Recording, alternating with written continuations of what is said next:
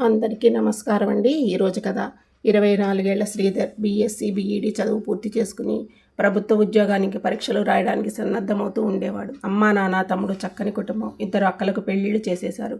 ఉండడానికో మంచి ఇల్లు, కొంత వ్యవసాయ భూమి, పాలు పెరుగు అమ్మకంతో వచ్చే ఆదాయం కోసం కొన్ని గేదెలు. తల్లిదండ్రులు 2 అదనపు ఆదాయం కోసం కూలి పనికి కూడా వెళ్తూ తమ పిల్లల కోసం చాలా కష్టపడుతూ ఉండేవారు. తమ పిల్లలు వారిలాగా కూలీ నాలీ చేసుకుంటూ కష్టపడకుండా చక్కగా ఉద్యోగం చేసుకోవాలని పదే పదే పిల్లలతో చెబుతూ ఉండేవారు. చిన్న కొడుకు ఐఐటి చదివి సిటీలో ఒక ప్రైవేటు కంపెనీలో జాయిన్ అయిపోయాడు. కొన్ని ప్రభుత్వ ఉద్యోగ పరీక్షలు రాసిన శ్రీధర్కి ఉద్యోగం చాలా దగ్గరగా వచ్చినట్లే వచ్చి చేజారిపోతూ ఉంది. పెద్ద కొడుకు శ్రీధర్ని చూసి, "నువ్వు ఇలా ఇంటి వద్దే ఉండి చదివితే ఉద్యోగం సంపాదించడం కష్టంరా పెద్దోడా. అందుకే కోచింగ్కి వెళ్తే జాబ్ వస్తుంది అంటున్నావు కదా. ఎంత ఖర్చు అయినా పర్వాలేదు, నేను ఉండగా నీకెందుకు భయం? మీ నాన్నని నేను ఒప్పిస్తానులే. నువ్వు ఉద్యోగం చేసుకోవడమే మాకు కావాలి" అంటూ శ్రీధర్కి భరోసాని అందించింది తల్లి. తల్లి చెప్పడంతో శ్రీధరు గ్రూప్ 2 పరీక్షల కోసం కోచింగ్ తీసుకుంటూ పట్టుదలతో చదువుతూ ఉన్నాడు. కొన్ని రోజులకు తల్లికి అనారోగ్యంతో ఉందని హాస్పిటల్కు తీసుకెళ్లి పరీక్షలు చేయించారు. శ్రీధర్ చాలా హాస్పిటల్స్లో పరీక్షలు చేసిన రోగం ఏమిటో ఖచ్చితంగా చెప్పలేకపోయారు వైద్యులు. చివరికి హైదరాబాద్ తీసుకెళ్లగా అక్కడ తెలిసింది తల్లికి బ్రెస్ట్ క్యాన్సర్ అని. చెప్పడంతో ఒక్కసారిగా నోటి మాట రాలేదు శ్రీధర్కి. తల్లిని హాస్పిటల్లో ఉంచి వైద్యం చేయిస్తూ ఖాళీ దొరికినప్పుడల్లా రూముకి వెళ్ళి చదువుతూ ఉన్నాడు. కొన్ని రోజుల తర్వాత శ్రీధర్తో, "మీ అమ్మగారిని ఇంటికి తీసుకువెళ్ళిపోండి. వేళ్లకు మందులు వాడుతూ ఉండండి. ఆమె కొన్ని రోజులు మాత్రమే ఉంటుంది. ఆమె ఉన్నంతకాలం సంతోషంగా ఉండేట్టు చూసుకోవడం తప్ప ఇక ఎవరూ ఏమీ చేయలేరు" డాక్టర్లు చెప్పడంతో చేసేదేమీ లేక ఇంటికి తీసుకువెళ్ళిపోయాడు శ్రీధర్. తల్లి బాగోగులు చూసుకోవడానికి శ్రీధర్ ఇంటికి వచ్చేశాడు. ఎక్కడో వేరే ఊళ్ళల్లో ఉన్న అక్కలు వాళ్ళ సంసారాలు కొన్ని రోజులు వదిలి వచ్చినా శ్రీధర్ చాలా బాధతో, తల్లి మీద బెంగతో సరిగా చదవలేకపోయేవాడు. ఎలా ఉండే ఇల్లు ఎలాగ అయిపోయిందో అని కుమిలిపోతుండేవాడు. శ్రీధర్ తల్లి ఒకరోజు తనని ఒంటరిని చేస్తూ ఈ లోకాన్ని విడిచి వెళ్ళిపోయింది. దాంతో ఆ కుటుంబం ఒక్కసారిగా తలకిందులైపోయింది. తల్లి లేదనే బాధతో పాటు ఒంటరితనం నిద్రపోనించేది కాదు. తల్లితో ఉన్న అనుబంధం అలాంటిది. వద్దు అంటున్నా కడుపు నిండా తినేలాగా ఎంతో ప్రేమగా వడ్డించే అమ్మ అనుక్షణం గుర్తుకొచ్చి గుండె చెరువైపోయేది. కార్యం అనంతరం ఎక్కడి వాళ్ళు అక్కడికి వెళ్ళిపోయారు. అక్కలు తండ్రిని తమతో తీసుకెళ్లే ప్రయత్నం చేశారు. అందుకు తండ్రి, "ఈ ఊరు ఇల్లు విడిచి నేను ఎక్కడికి వెళ్ళను, ఇక్కడే ఉంటాను" ఖచ్చితంగా చెప్పేశాడు ఆయన. ఇక ఇంటిలో శ్రీధర్ తండ్రి మాత్రమే ఉన్నారు. తమ్ముడు జాబ్ కోసం వెళ్ళిపోయాడు సిటీకి.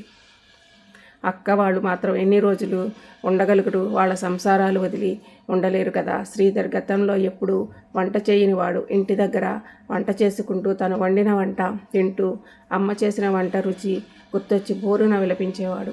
ఇంటి దగ్గర అన్ని పనులు తానే చేస్తూ వ్యవసాయంలో తండ్రికి సాయం చేసేవాడు. పని ఒత్తిడి వల్ల అన్ని పనులు చేయలేక గేదెలను అమ్మేశారు. కొన్ని రోజుల తర్వాత నుంచి పెళ్లి చేసుకోమని శ్రీధర్పై ఒత్తిడి తీసుకొచ్చాడు శ్రీధర్ తండ్రి. కొన్ని సంబంధాలు చూసినా ఎందుకునో అవి కుదరలేదు. దీనికి అంతటికీ కారణం శ్రీధర్ అని, కావాలనే చెడగొట్టేస్తున్నాడని బాధతో శ్రీధర్ తండ్రి రోజు తాగడం కూడా మొదలుపెట్టాడు. శ్రీధర్ తనకు తగ్గ సంబంధం కాకపోయినా ఒక అమ్మాయిని పెళ్లి చేసుకోవాలంటూ తండ్రి ఒత్తిడి చేయడంతో పెళ్లి చేసుకోక తప్పలేదు శ్రీధర్కి. కుటుంబ పరిస్థితుల దృష్ట్యా శ్రీధర్ తెలిసిన వారి ద్వారా ఓఎన్జీసీలో కాంట్రాక్ట్ పని ఉందంటే జాయిన్ అయ్యాడు. ఫీల్డ్ వర్క్ కావడంతో చాలా కష్టపడాల్సి వచ్చేది. 2 పిల్లలు కూడా పుట్టేశారు. ఈ లోపల ఓఎన్జీసీలో కాంట్రాక్ట్ పని ముగియడంతో మరలా ఖాళీగా ఉండాల్సిన పరిస్థితి ఏర్పడింది. భార్య లేదనే బాధతోనూ ఒంటరితనాన్ని భరించలేక తండ్రి తాగుడికి బానిస అయిపోయాడు. ఆ మద్యం మత్తులో ఉండి తన బాధను మర్చిపోయేవాడు. ఒక తల్లి చనిపోవడంతో కుటుంబ పరిస్థితులన్నీ అల్లకల్లోలమైపోయాయి. అలా ఒకరోజు అకస్మాత్తుగా తండ్రి కూడా శ్రీధర్ని వదిలిపెట్టి శాశ్వత మత్తులోకి వెళ్ళిపోయాడు. శ్రీధర్ మరింత బాధల్లోకి నెట్టబడ్డాడు. అప్పటి వరకు తల్లి మరణంతోనే కుంగిపోగా ఇప్పుడు తండ్రి ఆకస్మిక మరణం మరింత కుంగదీసింది. అప్పటి వరకు తండ్రి ఉన్నాడనే ధైర్యంతో భారంగానైనా కాలాన్ని వెళ్ళదీసిరా తండ్రి మరణం 2 చేతులు తెగిపోయిన వాడిలాగా కుదేలైపోయాడు. పొలాన్ని కౌలుకి ఇచ్చేయడం తప్ప వేరే మార్గం లేకపోయింది అతనికి. భార్య 2 పిల్లలు ఉన్నప్పటికీ శ్రీధర్కి తన ఒంటరిననే బాధ ఎక్కువ అవసాగింది. ఆ ఒంటరితనాన్ని తట్టుకోలేక ఆత్మహత్యా ప్రయత్నాలు కూడా చేయడానికి ఆలోచనలు చేసేవాడు. ఇదే విషయాన్ని తన ఊరివాడు స్నేహితుడు గ్రూప్ 2 కోచింగ్ తీసుకున్న సహచరుడు అయిన సుధాకర్కి ఫోన్ చేసి చెప్పాడు. వెంటనే సుధాకర్, నేను నువ్వు ఒకేసారి కోచింగ్ తీసుకున్నాం, కానీ ఇద్దరికీ జాబ్ రాలేదు. అందుకే జాబ్ సంగతి పక్కన పెట్టి ప్రస్తుతం బతకడం ఎలాగా అని ఆలోచించాలి. కానీ కష్టాలు వచ్చాయి అని చచ్చిపోతామా? పరిస్థితులకు అనుగుణంగా మనం మారుతూ ఉండాలి. అలా అనుకుంటే ఈ భూమి మీద ఎవరూ మిగిలి ఉండరు. ఎందుకంటే కష్టాలు రాని మనుషులంటూ ఎవరూ ఉండరు. అందుకే నేను రన్నింగ్లో ఉన్న ఒక చిన్న హోటల్ విజయవాడలో అమ్మకానికి ఉందని తెలిసిన వారు చెప్పగా దానిని తీసుకొని ఇప్పుడు రన్ చేస్తున్నాను. బతకడానికి తప్పనిసరిగా ఏదో ఒక పని చేయాలి. ఒక్కోసారి మనం చదివిన దానికి చేస్తున్న పనికి సంబంధం ఉండకపోవచ్చు. కానీ నన్ను నమ్ము వచ్చిన భార్యని, పుట్టిన పిల్లల్ని అయినా చూసి నా దారిని మార్చుకుని పయనిస్తున్నాను. నువ్వు కూడా నాలాగా పరిస్థితులకు అనుగుణంగా మారు. కానీ నీకు వచ్చినంతటి కష్టాలు నాకు రాకపోయినా ఎవరి కష్టాలు వాళ్ళకి మిక్కిలి పెద్దగానే అనిపిస్తాయి. ఏదేమైనా నీకు వచ్చిన ఆలోచనలు మాత్రం చెడ్డవి అని చెప్పగలను. చనిపోవాలి అనుకోవడం పెద్ద గొప్ప కాదు. ఎన్ని కష్టాలు వచ్చినా ఎదురొడ్డి నిలబడి ముందుకు సాగుతూ నీలాంటి వారికి స్ఫూర్తిగా నిలిచేలాగా జీవించడమే గొప్ప. అలాంటి జీవితం, అనుభవం ఎవరికో కానీ దొరకదు. అలా జీవించే గొప్ప అవకాశం నీకు మాత్రమే వచ్చింది. నీ కష్టాలను పునాదులుగా చేసుకుని నీ జీవితాన్ని నువ్వే అందంగా నిర్మించుకుంటావో, ఆ కష్టాలకు కావాలనే పెద్ద బండరాయి కింద తలపెట్టి నీ జీవితాన్ని అర్ధాంతంగా ముగించుకుంటూ ఇక నీ ఇష్టం. నీ భార్య పిల్లల గురించి ఒక క్షణం ఆలోచించు. ఒక నిర్ణయం తీసుకున్నావు అంటే నీ వెనుకున్న వారు ఎవరూ బాధపడకుండా ఉండాలి. చేతకానివాడు మాత్రమే జీవితాన్ని అంతం చేసుకోవాలి అనుకుంటాడు.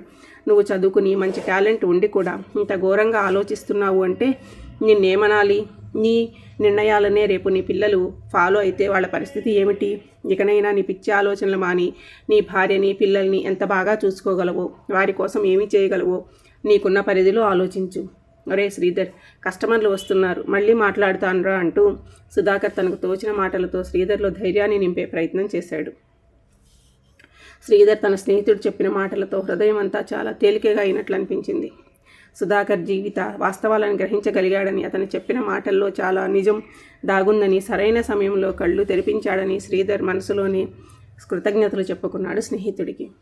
పక్క ఊరిలో ఉన్న ఒక స్కూలులో ఉపాధ్యాయుడిగా జాయిన్ అయ్యాడు. శ్రీధర్ ఒక సంవత్సరంలోనే ఒక పక్క పాఠాలు చెప్తూనే స్కూలు నడపడానికి కావలసిన సమాచారం అంతా తెలుసుకున్నాడు. మరుసటి సంవత్సరమే ఉన్న ఊరిలోనే కాన్వెంట్ని ప్రారంభించాడు. మొదటి సంవత్సరం తక్కువ మంది పిల్లలు జాయిన్ అయినా మరుసటి సంవత్సరం 3 పెరిగారు. శ్రీధరు బాగా చెబుతాడు అన్న మంచి పేరు కూడా వచ్చింది. ఎక్కడో దూరంగా ఉండే స్కూల్కి పంపించడం కన్నా మన ఊర్లోనే ఉన్న స్కూల్లోనే జాయిన్ చేయమని, స్కూలు అయిన తర్వాత ప్రతి ఇంటికి వెళ్ళి తల్లిదండ్రులకు నచ్చ చెప్పేవాడు. ఫీజు కూడా తక్కువ కావడం, కొత్త స్కూల్ కాబట్టి కష్టపడి పాఠాలు చెబుతారు అనే సదభిప్రాయం శ్రీధర్ మాటల్లో వ్యక్తపరచడంతో పిల్లలు కూడా బాగా పెరిగారు. దాంతో మరొక నలుగురు ఉపాధ్యాయులను నియమించుకోక తప్పలేదు శ్రీధర్కి. ఒకప్పుడు వేరొకరి స్కూల్లో పనిచేసిన శ్రీధర్ ఇప్పుడు మరో 4 ఉపాధి కల్పించాడు. గ్రామస్తులు తనపై పెట్టుకున్న నమ్మకాన్ని వమ్ము చేయకూడదనే ఉద్దేశంతోనే అంకిత భావంతో శ్రమిస్తూ తొలుత 7వ తరగతి వరకే మాత్రమే ఉన్న తన స్కూల్ని 10వ తరగతి వరకు విస్తరించే పనిలో చాలా బిజీ అయిపోయాడు శ్రీధర్. ఒకప్పుడు ఒంటరితనంతో బాధపడుతూ జీవితాన్ని అంతం చేసుకోవాలి అనుకున్న శ్రీధర్ ఇప్పుడు సరికొత్తగా విద్యార్థులకు మనసులని ఎలా దృఢంగా ఉంచుకోవాలి, కష్టాలు వచ్చినప్పుడు ధైర్యంగా ఎలా ఎదుర్కోవాలి అని శ్రీధర్ తన అనుభవాన్ని అంతా రంగరించి వారి వ్యక్తిత్వాలను తీర్చిదిద్దుతూ ప్రేరణను కలిగిస్తూ ముందుకు సాగిపోతున్నాడు శ్రీధర్.